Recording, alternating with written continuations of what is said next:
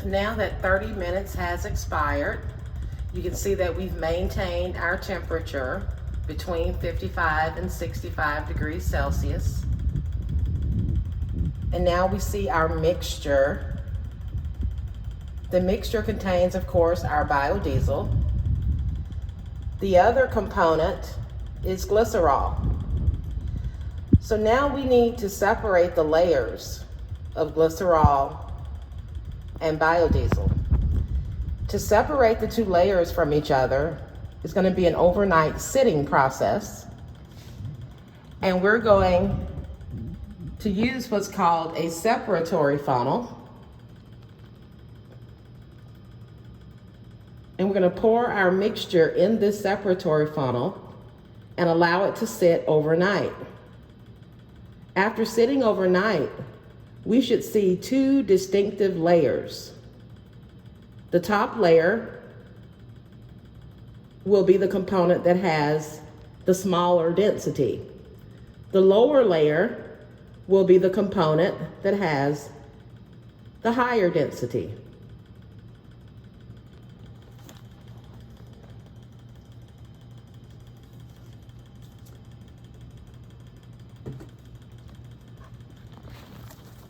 And so now we're going to turn off the heat and the stirring mechanism.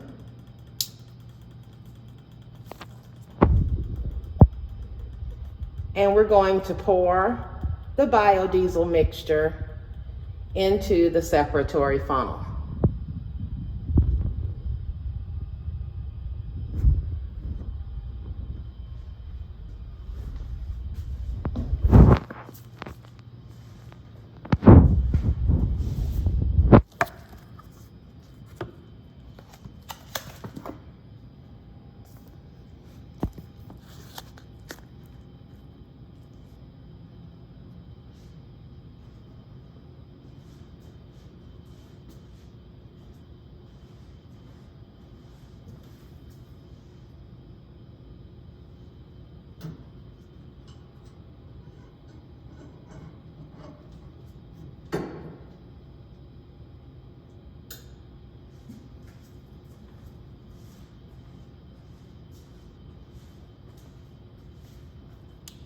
Now the separatory funnel, you see here we have the stopcock.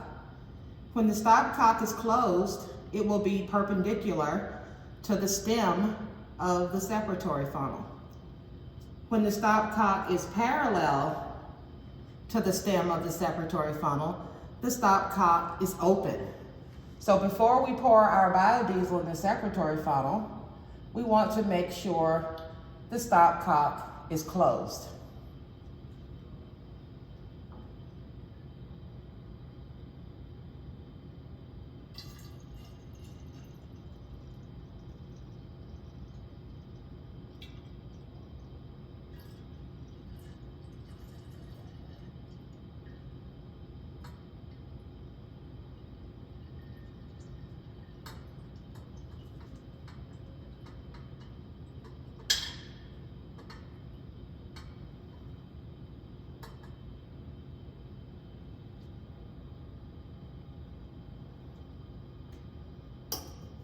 Now we're already seeing the layers start to settle out.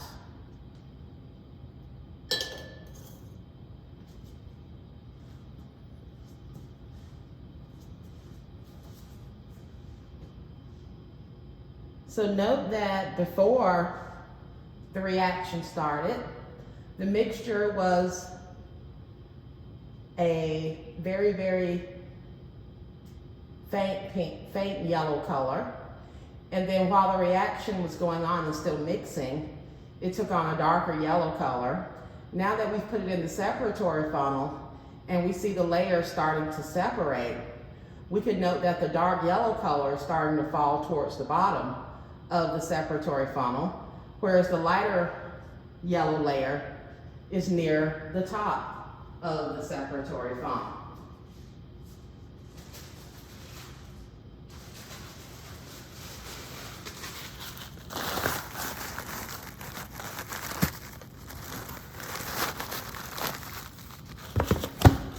So we're going to continue to let our mixture settle overnight. And then when we come back the next day, the settling should be complete. We'll drain away the bottom layer into a beaker. That bottom layer should be our glycerol.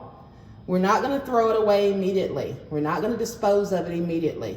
We're going to hang on to it just in case there were any mistakes made. The top layer, we'll then drain it into a separate beaker, and that should be our biodiesel. And then we're going to do several tests on the biodiesel. We're first going to determine, well, how much biodiesel did we make? What volume in milliliters? And then what mass in grams?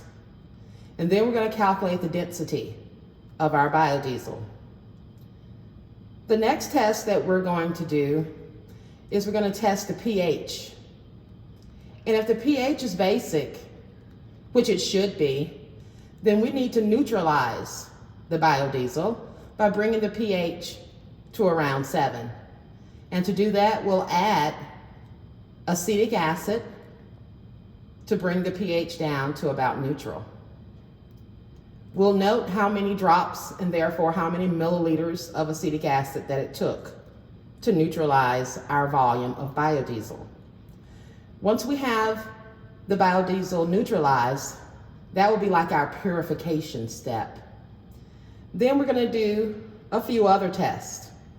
We're going to check for the freezing point of our biodiesel, the melting point of our biodiesel, and we're going to do a test so that we can calculate the heat of combustion of our biodiesel.